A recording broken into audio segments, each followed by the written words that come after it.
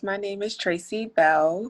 I am an emergency department or emergency medicine registered nurse in Baltimore, Maryland.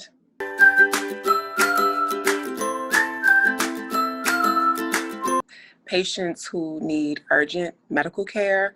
Some of this emergent medicine that we, do helps with people who have had traumas, accidents like motor vehicle accidents, trauma such as falling off of horses, need total body scans, and other things such as acute care for conditions such as diabetes, hypertension, the flu, which is coming up soon, and COVID, of course.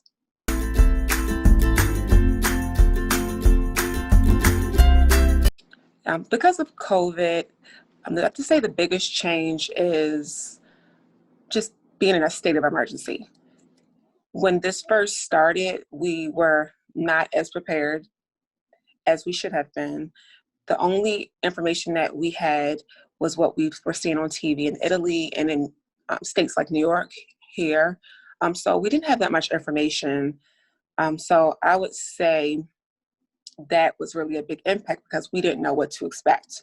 We didn't know, were we going to have people pouring in like New York, or if people were going to heed caution because of COVID and say, you know what, we're not going to go to the hospital.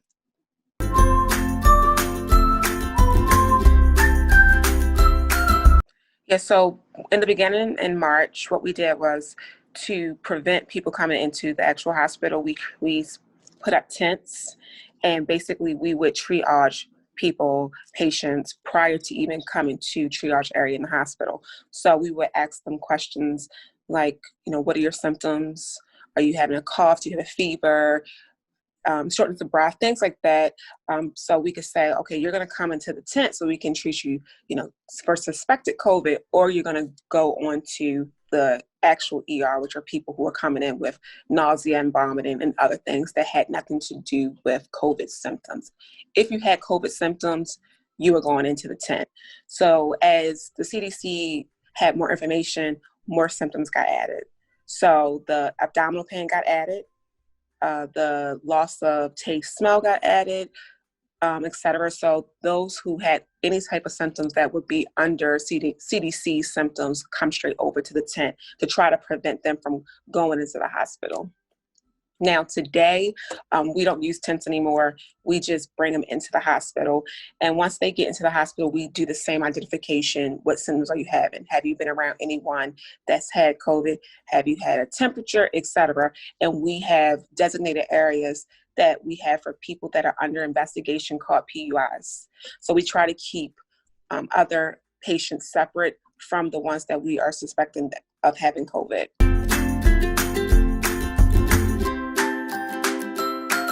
I guess I'm worried about is people becoming relaxed, people becoming tired of wearing masks, social distancing, and going back to their old habits, such as not doing the correct hand hygiene anymore. Because people see now, oh, I may not die from this. I may just have a bad cold and just no longer care. But I'm hoping that people can stay diligent and keep continuing these practices, because if not, we're going to have an issue. The vaccine keeps getting pushed back, and we're really unsure of when this vaccine is going to work. And then also with coronavirus, is it going to develop into different strands, just like the flu? We don't know.